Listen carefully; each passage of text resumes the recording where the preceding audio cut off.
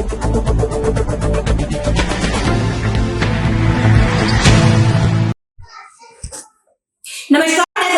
मैं मौजूद हूँ ग्राम सभा जलियासाई में, जहाँ मेरे साथ प्रधान के रूप में राकेश कुमार जी मौजूद है। मैं आपसे जानना चाहूंगी कि अभी तक इन्होंने 3 साल में अपने ग्राम सभा में क्या क्या विकास कार्यों को अंजाम दिए हैं और आने वाले 1 साल के लिए क्या रूपरेखा तैयार की है ताकि इस ग्राम सभा का कार्यान्वयन हो सके। राकेश जी, आपका हमारे चैनल में बहुत बहुत स्वागत है। बहुत बहुत धन्यवाद आपका भी। मैं आपके चैनल के माध्यम से अपनी सभी जनताओं को बहुत बहुत धन्यवाद देता हूँ। Thank you so much. आपने अभी तक 3 साल में अपने ग्राम सभा में क्या क्या विकास कार्यों को अंजाम दिए हैं? जब जीते तो लगभग 1 साल तो कोविड ही था।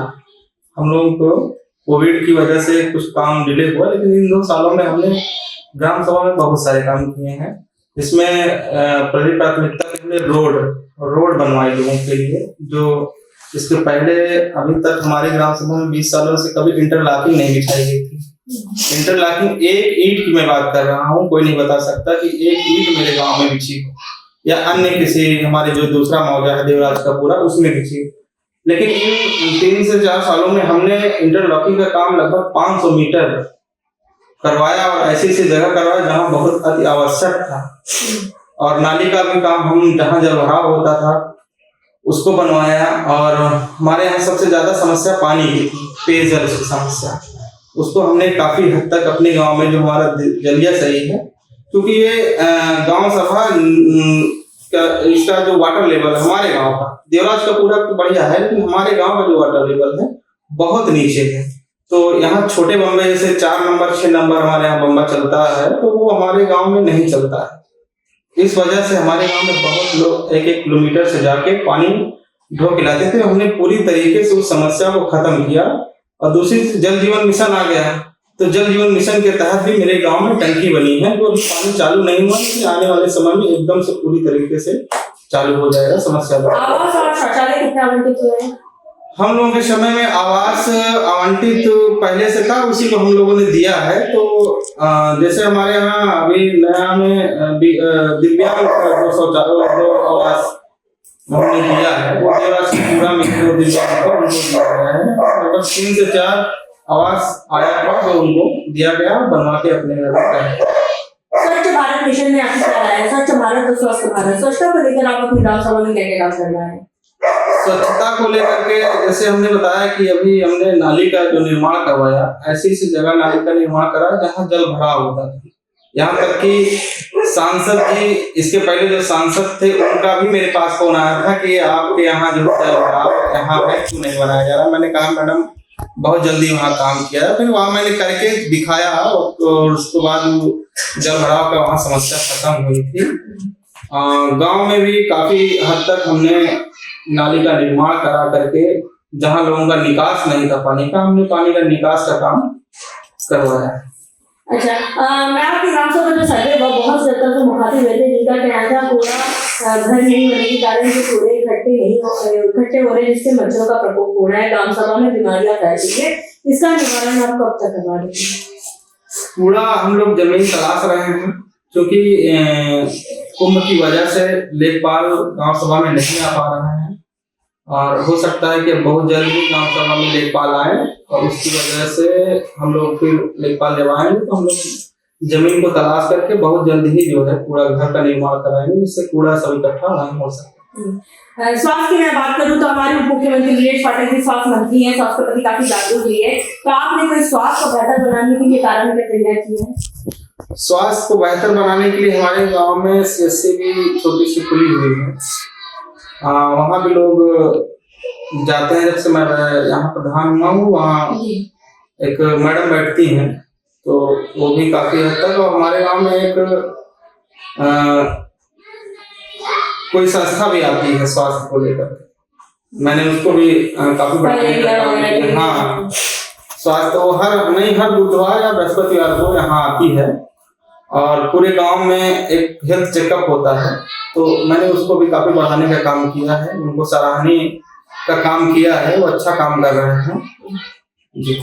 आपका कोई सपना जो अपने ग्राम सभा के लिए आप करना चाहते हैं, जो किसी प्रधान ने नहीं किया, आप करना चाहते हैं? अब किसी प्रधान की बात तो नहीं करूँगा, लेकिन मैं चाहूंगा कि हमारे यहाँ एक जगह है अंत्येष्टि स्थल की मैं लगा भी हूँ कि अंत्येष्टि स्थल बनने से जो लोगों की डेथ होती है तो यहाँ से लगभग 30 से 35 किलोमीटर सिंगवेरपुर धाम है, वहाँ लोग जाते हैं तो वहाँ सभी नहीं जा पाते हैं। अंत्येष्टि स्थल जब बन जाएगा तो क्योंकि अंत्येष्टि स्थल बनने के बाद यहीं पे लाशें जलाई जाएंगी तो वहाँ लोग पहुँच करके उनकी अस्थियों को जो है जला करके फिर सिंगवेरपुर ले जा करके वो या फिर अन्य जगह जहाँ वो चाहेंगे वहाँ ले जाए। बहुत अच्छी सोच है। बारात घर और शमशान घाटी का लिखित आवेदन चाहिए, क्योंकि पत्नी का हमें भी भेजिएगा, यहाँ से काम नहीं होती तो लखनऊ से आपकी पूरी मदद की जाएगी। अच्छा ये बताइए कि आपकी ग्राम सभा में जो कोटेदार लेखपाल है वो कैसे हैं? मैंने बताया कि लेखपाल ठीक है जो है, लेकिन अभी कुंभ की वजह से हमारा थोड़ा सा उनसे संपर्क नहीं हो पा रहा है। जब भी होता है बताते हैं कि मैं ड्यूटी में लगा हूँ वीआईपी ड्यूटी, क्योंकि बेला कछार उनका जो है एरिया पड़ता है, वहाँ बड़ी भारी संख्या में एक बस अड्डा बनाया गया है तो क्योंकि उनकी जिम्मेदारी बन जाती है वहाँ रहने की, तो इस वजह से इस बीच हमारी उनकी थोड़ी सी ट्यूनिंग नहीं बन पा रही है। लेकिन बहुत जल्द ही वो आएंगे ग्राम सभा में, और क्योंकि कई जगह नाप भी है, जो रोड की नाप है और अंत्येष्टि स्थल पर तो उन्होंने दे दिया है, लेकिन पूरा घर है ये सब लोग। और रही बात कोटेदार की, तो इसके पहले जो कोटा चलाते थे उनसे काफी शिकायत रहती थी, लेकिन जब से मैं प्रधान हुआ हूँ कोटेदार जो प्रॉपर कोटेदार है वही लोगों का काम देखते हैं, वही लोगों को राशन बांटते हैं।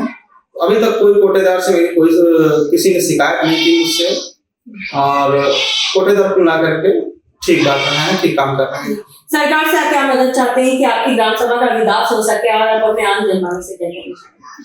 सरकार से मैं यही चाहता हूँ कि थोड़ा हम लोगों का जो है बजट बढ़ाया जाए, क्योंकि कुछ बजट काट के जिला पंचायत में जा रहा है, और यहाँ जो बजट में कई जैसे केयर टेकर रखे गए और कई मानदेय जैसे पंचायत सहायक मानदेय, तो हम लोग की निधि से जाता है ना कहीं हम लोगों का जो है कार्य प्रभावित होता है। जो उससे हम लोग जो है चाहेंगे सरकार से कि अगर वो उनका अलग से बजट आ जाए तो हम लोग और बेहतर को काम कर सकते हैं गाँव में।